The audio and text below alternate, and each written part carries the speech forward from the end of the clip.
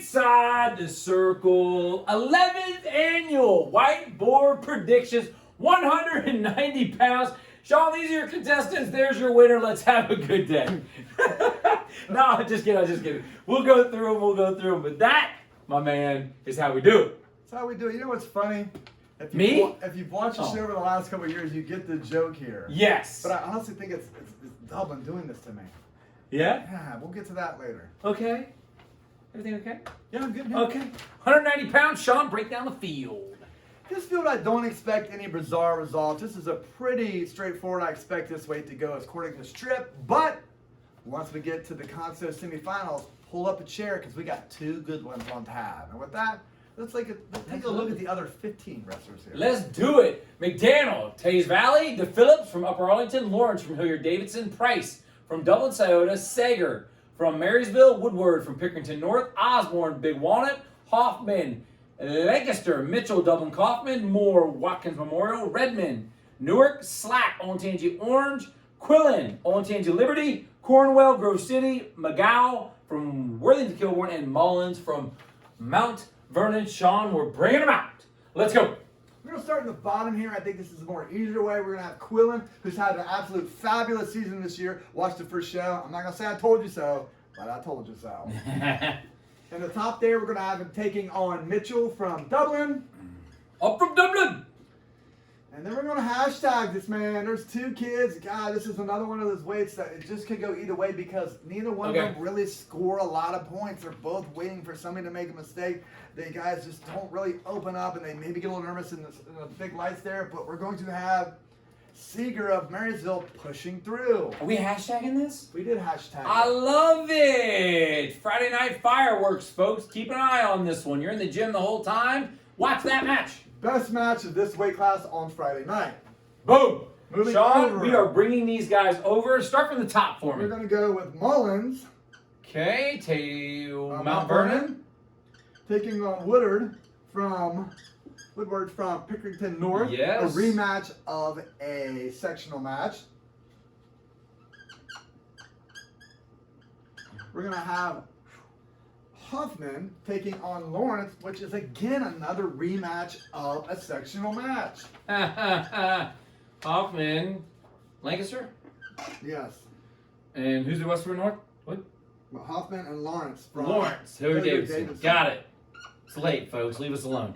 Lawrence, Hilliard-Davidson.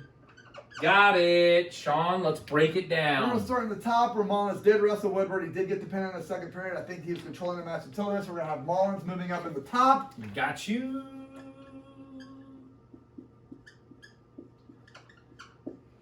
In the bottom here, again, this is going to be another one. These guys have wrestled at the Marion Harding. I believe it went to overtime. Just a crazy match again. It's that one takedown when you don't have high scoring. It could be a phantom stunner call, a phantom out of bounds call, a phantom bad call by ref, another ref that's another bad call, another bad call. I mean, you get what I'm saying. There's a lot going into this other than the talent here. We got to talk about the two people on the mat that's walking around as well. But I'm going to go with Lawrence. This guy, you know what? They wrestled at the Marion Harding. Lawrence took a year off. I thought that match was so close in 2 or 3 months. Maybe he'll get his wrestling legs underneath him. Maybe get his timing down a little bit better and might have a little bit more upside 2 months down the road. Gotcha. These guys need opponents, though, Sean. They get them from the semifinal non-winners. Let's talk.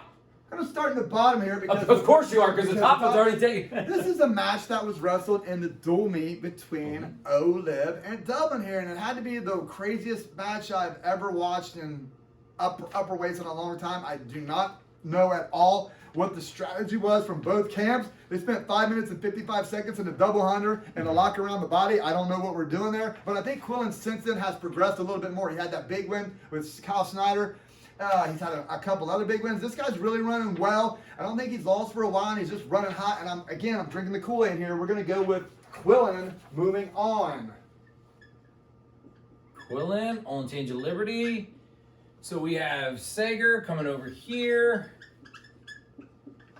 And this one will be Mitchell. Break it down, Sean. Who are my state qualifiers? In the top here, Seeger seems to always do just a little bit better than I think he's going to do. He came in at the quarter pole 2 years ago and just had a really good tournament. Last year, he snuck out as well in a match that I don't know if he should have snuck out, but somehow he finds a way to win. I like him in this situation. Again, Marysville knows what they're doing. They always game plan ahead of time. I like them to advance here. You got it. What about down here? You said Down this here- was an interesting scenario here. Yeah, if we could hashtag this, I would hashtag this whole thing as these guys have all wrestled close matches with each other. One point here, there's just really no separation. The thing is, though, they're both coming off of what I would call hashtag matches. Hoffman's got Hoffman and Lawrence has got to go past him. Mitchell's going to go against Quillen. So that's two guys really going at it pretty hard. The problem is, when you do sprints or you do lifts, what's the advantage? The guy who has a short amount of time doing it. Mitchell's going to have to go 6 minutes here with a pretty strong kid, while Lawrence only is going to have to go 5 minutes with Hoffman. So he's going to have a minute left. I got to go Yes. that route, right? So we're going to go with Lawrence coming back from 2 years to punch his ticket again. Lawrence from H. Davidson. That means Mitchell drops down here. Mitchell. Got it. Now, 5, 3, 1, go. We're going to go 5. We're going to go with Mitchell. 3, we're going to go with Seeger.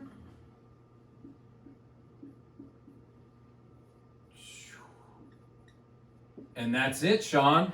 When we look at the champion, now here I talked in the beginning, if you've watched last year's show where Cam McDaniel wrestled Seth Shoemate from Dublin, I had Seth as the lock, and here Cam McDaniel made me look like a fool. But the funny thing is, I was sounding like, man, I can never get Dublin right in these matches. A couple years ago, I had Knapp and Gartrell. I don't know if you know them. I had the one winning the first one and the other one winning the second. Well, that was flipped as well, again, as this one last year where Seth lost the district title but came back with the state title win. And 2 or 3 years before that, there was another situation where I can never be on the right side of them. I think they're doing it on purpose, Mark. Hey, who was the first name that we left out there? Was that Shoemate? It was Carson Karchler. Carson Kartzler. Yes, yes, yes.